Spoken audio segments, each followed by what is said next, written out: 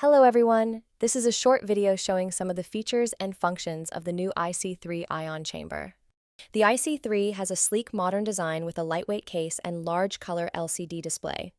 One of the most important features is something you can't see. It's the electrometer board inside the IC3.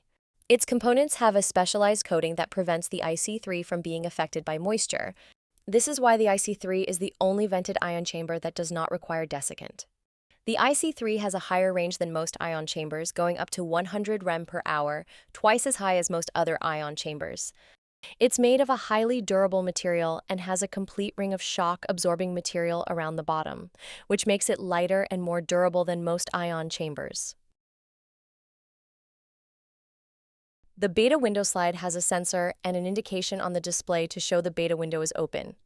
In addition, the IC3 will also alarm if the beta window is only partially open to ensure you are getting the correct readings.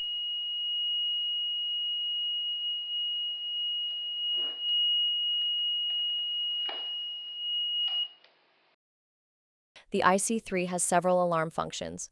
The first two can be set to alert the user to changing dose rates. It provides a yellow alarm ring around the display when the first limit is exceeded and a red alarm ring when it exceeds the second threshold.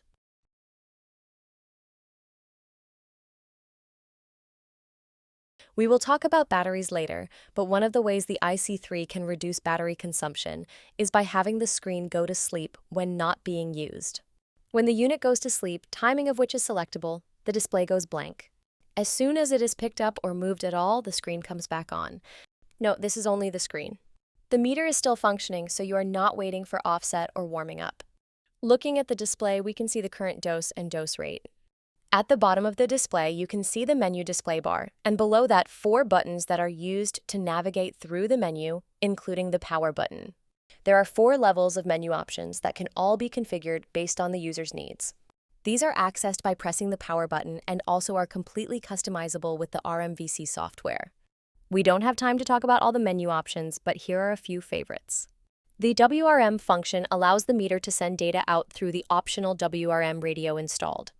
You can see the antenna icon shows up at the top of the IC3 to indicate it is transmitting, and you can see the AWM is receiving the data. Next is the speaker, which provides the technician an audible indication of increasing or decreasing dose rates, and is indicated by the speaker icon up top.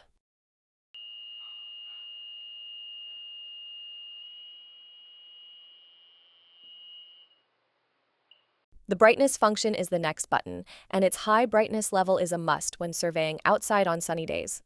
It is currently set at the lowest brightness level, and you can see how the screen changes when you scroll through the different brightnesses. The first level A, automatic, will automatically adjust the brightness based on the ambient light levels. You can see how it changes when the light sensor is covered. Remember, the higher the brightness, the shorter the battery life. We are now going to talk about the freeze function. It will only keep the highest dose rate found while active. This is great for shipping surveys where you want to find the highest dose rate on an object or a container.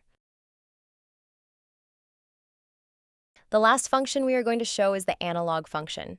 This places an analog graph under the digital reading. It is a logarithmic graph, so you won't be able to use it to obtain actual dose rates.